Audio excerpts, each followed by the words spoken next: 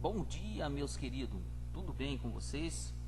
Prazer enorme estar falando com vocês. Sejam todos muito bem-vindos à nossa videoaula de hoje. Antes de começar a nossa videoaula, eu quero parabenizar a todos os alunos do nono ano por estarem fazendo excelentes palestras. Eu tive o prazer de assistir algumas, tá? Então vocês todos, palestrantes ou não palestrantes, estão de parabéns. Vocês estão no caminho correto. Muito obrigado por vocês fazerem parte da minha vida, beleza? Então vamos para a nossa videoaula, senão não vou conseguir dar aula para vocês, né? Então, mas parabéns a todos aí, vocês arrasaram. Parabéns, é de coração mesmo, como profissional vocês fizeram. Eu falo isso porque sou profissional, assisto muitas e muitas palestras durante o ano e vocês foram maravilhosos. Parabéns aí pela dedicação, pelo esforço de vocês, né? E vamos lá para a nossa videoaula. Sejam todos bem-vindos mais uma vez pela educação física, né? Professor Niltinho. Hoje vamos ficar por dentro do universo lúdico, que é uma continuação da aula anterior, da videoaula anterior, certo? Neste bimestre, vocês vão ter aí 3 questões no simulado de vocês de educação física. Todos que assistiram e estão assistindo essas videoaulas, todas as questões foram tiradas das videoaulas. Quem assistiu às videoaulas vai responder com facilidade. São questões fáceis, tiradas exclusivamente das apostilas, tá certo? Só teve algumas mudanças, né? Então preste bastante atenção nas perguntas para responder corretamente. E vamos pegar a apostila de vocês aí, e já estamos quase finalizando o ano da pandemia, né? O ano de 2020, beleza? E mais uma vez, parabéns para vocês. Dá para encher a boca para dizer essa palavra tão forte e tão bonita. Parabéns para todos vocês, principalmente para quem teve, né? Porque não é fácil falar para as pessoas, é difícil, mas com treinamento a gente acaba falando. Para as pessoas que conseguiram falar aí, para os alunos do 5º ano e para nós professores que assistiram as palestras de vocês, foram maravilhosos. Parabéns. Beleza? Então vamos lá. No jogo lúdico, todos os jogos lúdicos é um jogo que tem determinadas, não é regras, determinadas regras, só que não tem um regulamento ou uma regra específica, porque todos os jogos que existe hoje de lúdico, de diversão, de prazer, ele é construído a maioria artesanal, e cada região tem a sua peculiaridade, acho que é essa palavra mesmo, quase não sai, entendeu? Então, dessa parte, cada região tem uma norma diferente, tem um jeito diferente, é um nome diferente. Então, cada lugar tem as suas peculiaridades, certo? Então, tem os de tabuleiro, né, que nós já comentamos em outras aulas, e tem também os que não é de tabuleiro. Os que tem tabuleiro, por exemplo, a dama, o xadrez, o gamão, tem o futebol, o jogo de botão, futebol de botão, então todo o pimbolim, tudo isso aí é um jogo de tabuleiro, certo? Não dá a dama, não dá para você jogar sem um tabuleiro, como você jogaria ali um pega-vareta, a bugalha, a bolinha de gude, que mais? A pipa. Não precisa ter um tabuleiro próprio, né? Por exemplo, a pipa tem que ter o céu, né? Mas isso é a natureza, tá certo? Agora os outros jogos tem que ter um tabuleiro próprio para jogar.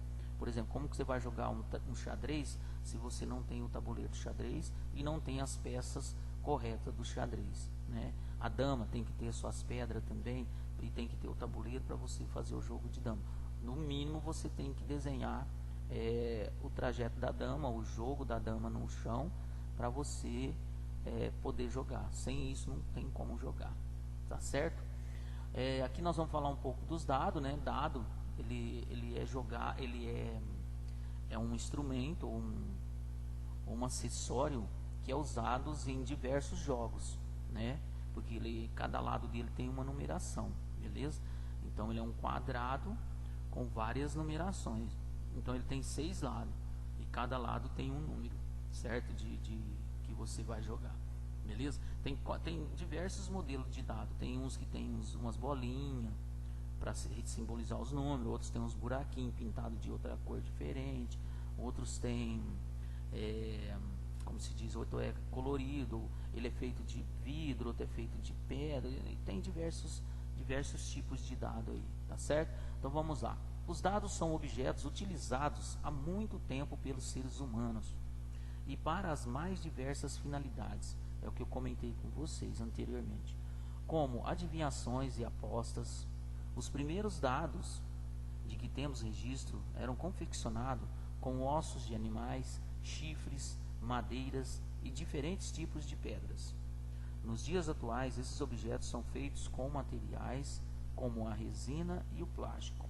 Além de atuar como objeto do jogo em si, os dados também são utilizados como forma de indicar a movimentação das peças em diversos jogos de tabuleiro. Lembra, pessoal, o que eu falei para vocês antes de falar sobre os dados, que ele é utilizado em vários jogos, certo? Para fazer as movimentação, ou para mudar de casa, ou para andar para frente ou para trás, dependendo do jogo, né? Você, em vez de ir para frente, você vem para trás. Então, porque você vai para frente, chegou na determinada casa, você tem que voltar 3 pedras, três casas para trás. Então tem esses jogos também. Eu só não me lembro agora o nome desse jogo que você joga, o dado cai no 6, aí você chegou na sexta casa, aí está escrito lá, volte 10 casas para trás. Eu esqueci o jogo, tá? Tô só relembrando vocês aí, beleza? Isso está na página 16 da apostila de vocês. Vamos lá. Estou até mostrando ainda se está lembrando. E aí minha voz talvez pode sair um pouquinho meio atrapalhada aí, viu, gente? Mas faz parte. É porque vocês foram muito bem e eu amei, adorei. Se tiver mais oportunidade, não perca a oportunidade. Se vocês tiverem convite para falar para os alunos do 5º ano, falem, porque vocês são maravilhosos. Muito bom, adorei. Orientações para o jogo do general. Eu não conheço esse jogo, mas vamos ver o que quer dizer aqui esse jogo do general. Serão utilizados 5 dados, que serão lançados ao acaso. Você precisará ter estratégias para raciocinar e decidir pelas jogadas que podem render maior quantidade de pontos. Em vez de aceitar a pontuação mais fácil.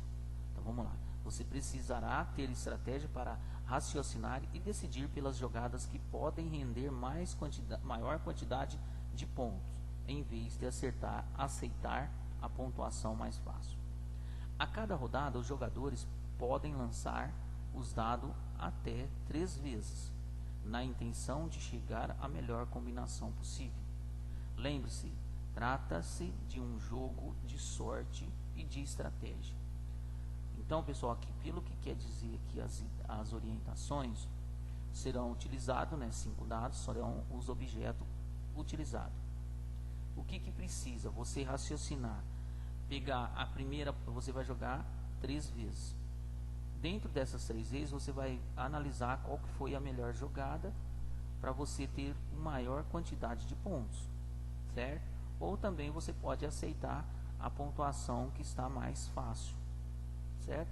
Pelo menos é o que está dando para entender aqui nessas orientações, certo?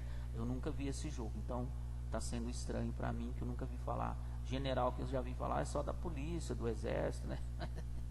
Mas general de jogo não tinha visto ainda não, mas vamos lá, vamos ver se eu consigo entender e se eu consigo explicar para vocês sobre esse jogo, beleza? Se alguém tiver um jogo desse aí, a hora que vocês estiverem assistindo essa videoaula, tira uma foto e manda para o Tino. Essa foto vocês podem mandar no PV, que essa é exclusivamente para mim, porque eu não conheço esse jogo, tá bom? Então vamos lá. Esse jogo é de sorte. Porque por que ele é de sorte? Porque você vai lançar 5 dados e dentro da contagem desses 5 dados você vai ter que ter sorte para ter uma pontuação boa, né? Ou estratégia. Estratégia é porque você jogou a primeira, você lançou os 5 dados a primeira vez. Você, pelo que está dando para entender, você foi lá, olhou a pontuação que você fez, não é legal, então sua sorte não foi boa. Mas aí você tem a estratégia de jogar a segunda vez, tá certo? Então é mais ou menos isso aí, eu acho, né? Tô passando para vocês o conteúdo que está na apostila. Como eu não sei como se joga esse jogo, então estou meio perdido, tá? Mas foi falha minha que eu deveria ter pesquisado sobre esse jogo. Mas eu pensei que eu ia entender. Em países como a França, Itália, Holanda, Inglaterra e Estados Unidos, o jogo do general é chamado Yahtzee. Acho que essa palavra mesmo. Mas vamos lá, essa orientação está na página 16 aí, na apostila. Vamos lá agora nas pontuação do jogo do general. Nome da jogada: grande general, pequeno general, quadra, meia cheia, sequência alta, sequência baixa, jogada aleatória. Então vamos lá. A descrição do grande general: quando todos os dados mostram o mesmo número no primeiro lançamento, exemplo 5, 5, 5, 2, 2, são 100 pontos, certo? Aí a pontuação, se parar tudo 5, deu exemplo de 5, 5, 2, 2, então ele poderia ter dado exemplo também 6, 6, 6 e 1, 1, 1, certo? É muito difícil, mas é raro acontecer isso, de você, todos os 5 dados estar da mesma forma, no mesmo número, do mesmo jeito, na jogada, né? Sempre algum vai cair diferente, beleza? Esse é o grande general, que vai fazer, vai ser o mais difícil para alcançar. Se você fazer uma jogada dessa, deu uma sorte danada, então por isso que é sorte. Aí já não tem estratégia, aí você tem que pegar essa pontuação, que são 100 pontos garantidos, e uma sequência difícil de ser batida também, ou de ser conseguida diferente, certo? Pequeno general, vamos lá. Quando todos os dados mostram o mesmo número, mas isso acontece no segundo ou no terceiro lançamento. Então o grande general é ali, ó, que você lança, jogou 5 dados, ele ficou nessa posição, não propriamente dito 5, 5, né? 2, 2, 2. Ou aí você pode analisar, isso é só um exemplo, mas pode ser 6, 6, 4, 4, pode ser 4, 4, 3, 3, e aí sucessivamente, tá? Já o pequeno general, aí já perde 20 pontos, mesmo os dados caindo com o mesmo número, igual lá em cima, só que você já está no segundo ou no terceiro lançamento, tá? Então, ó, o grande general é o primeiro lançamento, você lançou os dados. O pequeno general já tem que ser após o primeiro, no segundo ou no terceiro lançamento, aí você tem 80 pontos. Vamos ver a quadra. O que é a quadra? Quadra, você vai fazer 4 números iguais e um número diferente. Aqui o autor dá um exemplo de fazer 4, 4, 4, 4, 3. São 5 dados que você jogou, aí dá 60 pontos. Meia cheia, quando a combinação dos dados mostra uma trinca e uma dupla. O que é uma trinca? São 3 números iguais e uma dupla são dois números iguais. Por exemplo, eu vou falar, meus queridos, eu quero que vocês montem eu quero que vocês montam 5 trinca, 5 grupos de 3, 5 trinca, 5 grupos, 5 dupla de alunos, são 2 alunos cada dupla, 2 alunos, 2 pessoas para formar uma dupla, certo? Eu sei que vocês sabem, mas eu tenho que passar essas indicações para vocês, tá? Vale 50 pontos. Sequência alta. A sequência alta é quando a combinação dos 5 dados apresenta uma sequência alta e ininterrupta dos números, excluindo o número 1. Ou seja, 2, 3, 4, 5 e 6. Como eu expliquei para vocês anteriormente, o dado ele é um quadrado com 6 lados, certo? Aí você excluindo o número 1, essa sequência vale 40 pontos. Sequência alta vale 40 pontos. A sequência baixa, quando a combinação dos 5 dados apresenta uma sequência baixa e ininterrupta dos números, excluindo o 6. A sequência alta exclui o número 1. A sequência baixa exclui o número 6. Porque na sequência alta você exclui o número menor. E na sequência baixa você exclui o número maior. Então, ó, alta, o número menor. Baixa, o número maior. Porque já é baixo, então 6 é o maior, você exclui ele. Se tivesse 5 lado, ia excluir o 5, certo? Se o outro lá na sequência alta tivesse o número, só o número 2, 3, 4, 5, 6, excluía o número 2. E assim sucessivamente. Agora, jogadas aleatórias. Quando não ocorre nenhuma das combinações citadas.